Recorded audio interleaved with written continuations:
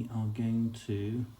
A border? A border, yes. We're going to draw an imaginary landscape, and I think an imaginary landscape is a nice thing to draw within a border, and I quite enjoy this. Just, you're going to have to just be a little bit careful, Katie, not I'm to... going to be smudging all over that now. Not to smudge. Well, it'll dry very quickly. And I like to sometimes freehand my borders. Well, you're not too bad at straight lines, actually. Yeah, that's pretty good. A little bit wavy. And I'm just going to caption it, imaginary landscape. Right, well, we've done this before. We have. We've really had some lovely times drawing imaginary landscapes, haven't we? And it's in the nature, I think, of sort of, drawing a landscape. You, in your mind, in your imagination, you are wandering through the landscape, aren't you? You're having a sort of little, dalliance and sort of, thinking about what it looks like, the contours. And I like just starting in an arbitrary way and just seeing where it goes. And often, for me, I mean, sometimes landscapes can be utterly wild and unpeopled, but sometimes it's nice. I quite enjoy just beginning with a little building of some sort, and then sort of giving that building some sort of context. Where is it? Is it on top of a hill? So you draw a hill, and what's behind that hill? Well, there's a distant wood. What's behind that? Maybe a river running through it. So you begin with one particular thing, and then it starts to expand to become lots of other places. So here's my little cottage. I'm just beginning to all right. describe. Well, I don't really know where to... Always start with a bit of foliage, Katie, if you don't know where to. Start with a tree. Yes, maybe I'll start with a tree in the foreground.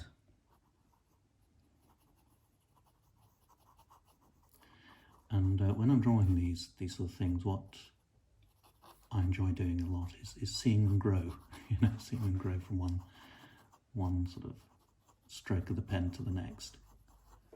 Yeah, it's like building up something with layers, isn't it? You just keep adding to it. Yes, without necessarily having a very clear idea of the overall. You just know I suppose I also think of it as a bit like wallpaper.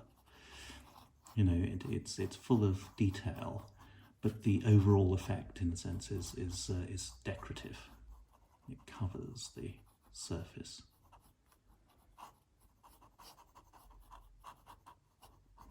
So I have a path going somewhere.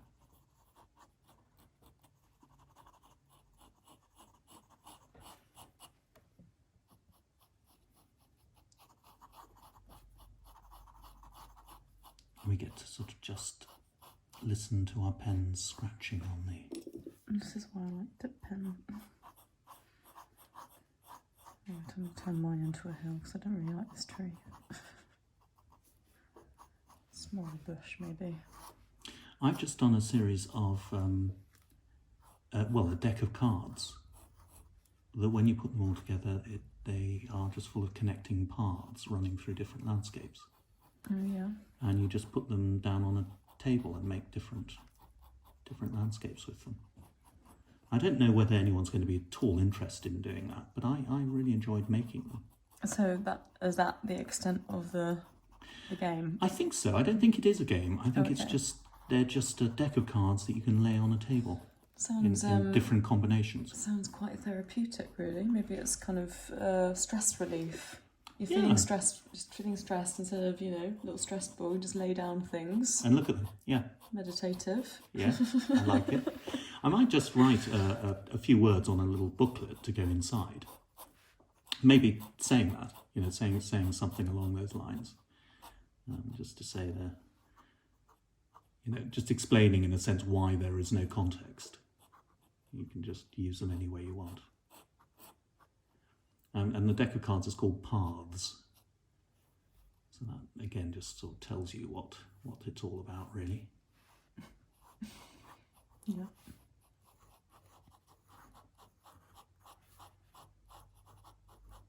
I'm adding a character into mine. Oh, nice, nice. Well, again, landscapes can have little figures in them, can't they? Sort of, and again, they invite. And I see he lives in a small cave. Yep. Whatever he is. Yep. And I don't know who lives in this house.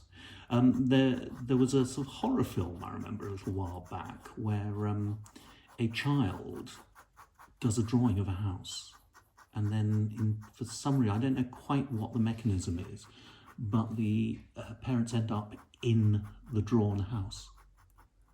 And it's like they're in a child's picture, and there's something dark and menacing, sort of lurking somewhere.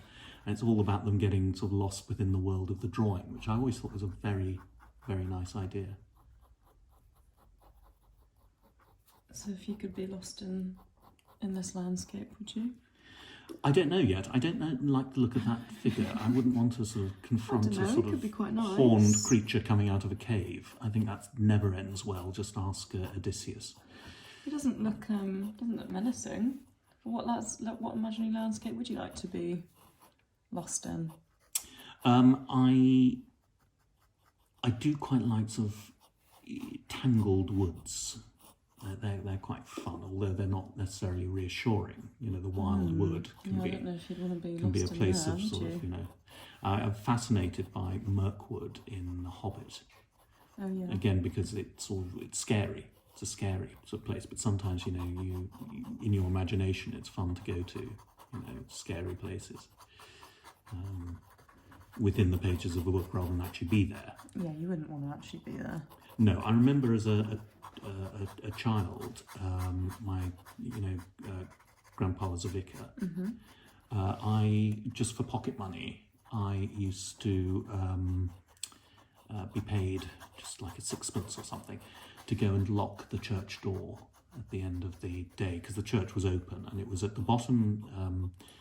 We lived in a big old vicarage, and at the bottom of our garden, which was a walled garden, you'd go through a little door and that was into the churchyard, and you'd walk along the path to the church. And right next to the church was this big old yew tree, and they often planted yew trees by the sort of entrances to churches. It's almost a religious thing. But it was really dark. The yew tree was one of these, very dark-leaved trees that sort of are always cast shadow. Oh yeah, that's very And creepy. it was the spookiest thing I remember as a sort of 8-year-old tripping down the garden path on a winter's evening when it was just as it was getting dark, and walking through the graveyard to the church door under the shadow of the yew tree, and locking the church door really quickly with this huge old key, and then running back down the. I don't think I could do it now. Really, I'd be too terrified to do it. No, I wouldn't like that. Remember in Norfolk when we were kids and we used to go walking in the wood, like after dinner or something, we'd go for like a. I mean, it felt like it was really late when I was a child, but it probably wasn't actually that late. And we used to just take little torches and go walking in Granny's Wood. Oh yes. It was terrifying. Was it terrifying? Yeah. I like walking through our wood in Norfolk, at our house. We've got a lovely little wood. And what I want to do is funnily enough, we're talking about paths, I want to create a path through our wood. Proper paths that you can just sort of wander through it without sort of having to climb over brambles and things. Yeah. I think that might be a project for this autumn, to go with my deck of cards. Yes.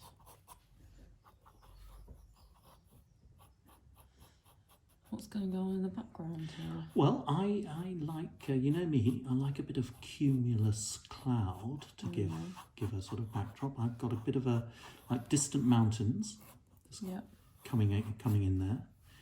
A few little distant mountains.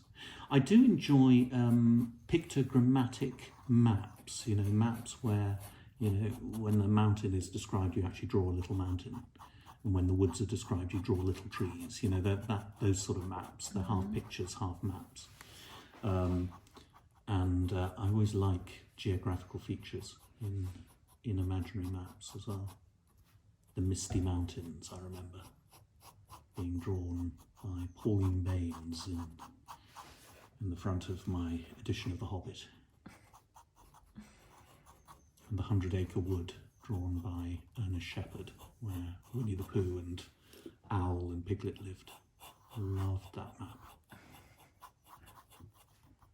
Yeah, you're quite good at drawing maps.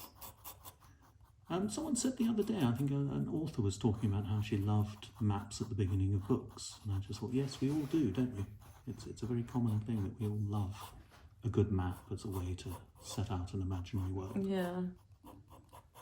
Well, you can get your bearings on what's being described. There's something else as well. There's an expectation of the journey of the book. You know, you're going to go somewhere and it wouldn't be named on that map if you weren't going to go there. Yeah. And so you get that lovely sort of feeling. And then sometimes after you've finished reading a really satisfying book and you go back to the map and you realise actually that you've really enjoyed the story, but in fact you haven't visited some of the places on the map. And that always made me think, oh wow, I want to find the next book. I want to see if I can actually, you know, go and explore some of those places that we haven't got to yet. So maps are always, you know, also a really nice sort of teaser, aren't they, to sort of invite you into. This is quite a rocky landscape, I find. You've got some trees in the background. Yeah, well, I'm going to do a bit of foliage down here. I'm just limited to my way I can draw. Oh, I see. The angle at which you're at. Oh, I see. You want to come round, do you? No, I just, you know, I can't really... I can't draw anything like this, like that, because it will be at a slant. Yeah, oh, I see. I won't be able to do that. Yeah. So when you're not drawing with me, where we're not sharing the piece of paper, you can sort of angle it exactly the way you need it to go in order to draw. Yeah, so it is going to have to be a very lumpy landscape. But, you know, in some ways that's quite good as well, because, you know, we draw sometimes, you know, when we're out in the world, not sort of studio based, but sometimes you have to sort of draw at a funny angle, don't you? If you're just, you know, out somewhere and you don't, maybe sort of on a train or something, you don't have elbow room, but you want to just sort of draw something in a sketchbook very quickly and you're at a funny angle. And sometimes it's quite good just to practice that sense of sort of drawing at an awkward angle. Yeah, I mean, it definitely changes the way I draw. It's...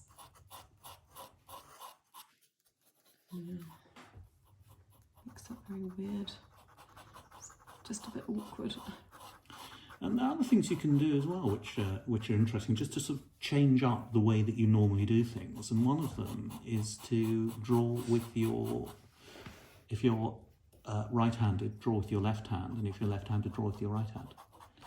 And that can really produces some strange results. It does, because look, I'm doing it now, and immediately I want to continue drawing that way, but in fact, actually, this is probably a, you know.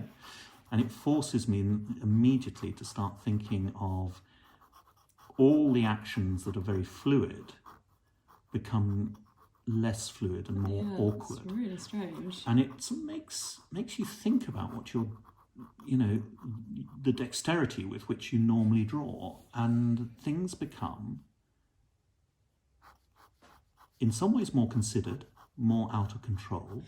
Definitely more out of control. Yeah, but sometimes in a quite interesting way. I mean, I wouldn't labour the point too much, but it sort of does create a different feel in your head, doesn't it, as you're attempting to do it? Yes, that's quite hard. Yeah.